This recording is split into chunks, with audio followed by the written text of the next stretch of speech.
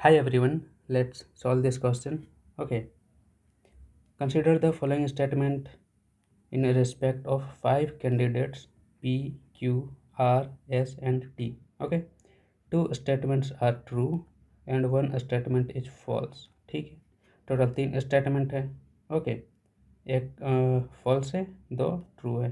Okay, और दो conclusion पूछा गया है. ठीक है, फर्स्ट है at least 4 was selected, S was selected, means कितने सिलेक्ट हुए हैं उन्हें हमें निकालना है. ओके, तो चलो फर्स्ट स्टेटमेंट से सॉल्व करते हैं. Okay, one of P and Q was selected for the job. ठीक है, तो देखो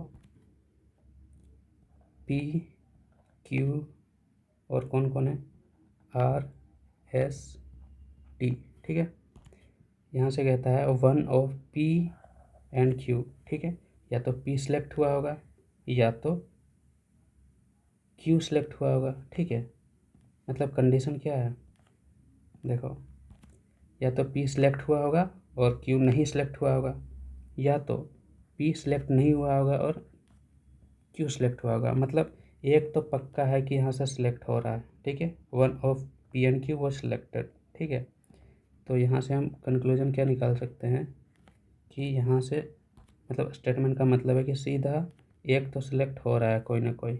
ओके, अब चलते हैं स्टेटमेंट सेकंड पे. ठीक है, ये फॉल्स स्टेटमेंट है. ठीक है, मैं तो बोलूँगा कि सबको तीनों को ट्रू कर लो ताकि हमें कन्फ्यूजन ना हो बीच में. ठीक है, तो जब इधर ट्रू कर दिया तो इधर कुछ ना कुछ चेंज करना पड़ेगा. ठीक है, तो चलो वॉज सिलेक्टेड है तो इसको हम कर देते हैं वॉज नॉट सिलेक्टेड. बराबर हो गया. ठीक है, अब सॉल्व करो. At least one of R and S was not selected. पहले यहाँ एटलीस्ट का मतलब समझ लो. ठीक है, एटलीस्ट का मतलब क्या होता है, कम से ज़्यादा. मीन्स देखो लो टू हाई जाना है. ठीक है, मतलब कम से कम जितना दिया रहेगा उतना, उसके बाद उससे बड़ा भी हो सकता है. ओके, तो यहाँ एटलीस्ट वन बोला है ना, तो वन तो एटलीस्ट है और ज़्यादा से ज़्यादा कितना हो सकता है, एक दो जन है यहाँ तो दो भी हो सकता है. ओके, और यहाँ किसका बात हो रहा है, नॉट सिलेक्टेड का. ठीक है, तो एक भी नॉट सिलेक्टेड हो सकता है और दो भी नॉट सिलेक्टेड हो सकते हैं. ओके, तो यहाँ तक समझ आ गया.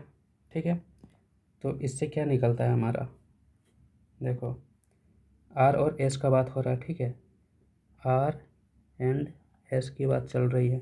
ठीक है, एटलीस्ट वन. ठीक है, ठीक है भाई,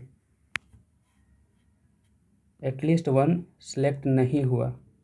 ठीक है, तो कोई तो सिलेक्ट हो गया, दो जन है ना.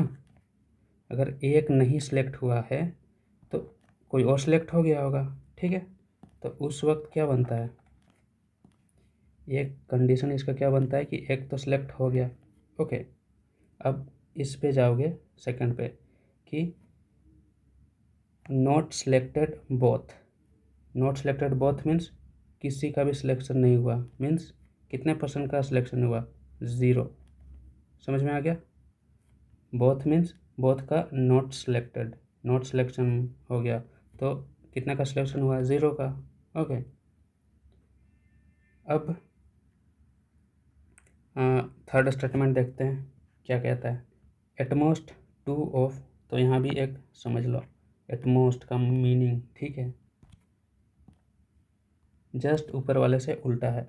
एटमोस्ट मीन्स ज़्यादा से ज़्यादा जितना दिया रहेगा और उससे कम जाना है. ठीक है, मीन्स हाई टू लो. ठीक है, तो ज़्यादा से ज़्यादा यहाँ कितना दिया हुआ है, टू. तो टू और कम से कम कितना तक जा सकते हो, ज़ीरो तक. ठीक है, समझ में आ गया. ओके, अब देखो यहाँ बात किसका चल रहा है, देखो आर, एस एंड टी, मतलब तीन जन का. तो चलो इन तीनों को ले लो. आर एस एंड टी, तीनों का बात चल रहा है, ठीक है। एटमोस्ट 2 मीन्स इसका फर्स्ट कंडीशन क्या है, वर सिलेक्टेड मीन्स ज़्यादा से ज़्यादा 2 सिलेक्ट हो गए, ठीक है। अब एटमोस्ट का मतलब क्या है, हाई टू लो जाएगा, ठीक है। ज़्यादा से ज़्यादा 2 तो सिलेक्ट हो गए, मीन्स लो भी जाएगा, मीन्स एक भी सिलेक्ट हो सकता है, ओके। और भी लो जाएगा क्या, हाँ, वहाँ 0 भी सिलेक्ट हो सकता है, ओके। इतना समझ में आ गया, ठीक है। तो अब देखो कंक्लूजन पे पहुँचते हैं, ओके। कंक्लूजन देखो, फर्स्ट कंक्लूजन क्या है, at least 4 were selected for the job, at least, ठीक है। कम से कम मतलब सबसे कम जहाँ जहाँ भी आया उसको मार्क कर लो। सबसे कम यहाँ 0 है, ठीक है। और सबसे कम सेकंड स्टेटमेंट से भी 0 है और फर्स्ट स्टेटमेंट से 1 है, ठीक है। तो कम से कम कितना आ गया भाई, तीनों को जोड़ोगे तो 1 0 0, ठीक है। ये तो कम से कम 1 आ गया, मगर यहाँ तो 4 दिया है, ठीक है। तो एक तो कट गया, ठीक है। अब S was selected for the job, देखो एस के जहाँ से 0 पे भी एरो जा रहा है, ठीक है, और 1 पे भी 0 जा रहा है, एग्जैक्ट नहीं है कि वो सिलेक्ट हो गया है, ठीक है। तो ये भी नहीं कह सकते, तो हमारा आंसर क्या हो जाएगा, कोई नहीं, मीन्स नीदर 1 नॉर 2, ओके।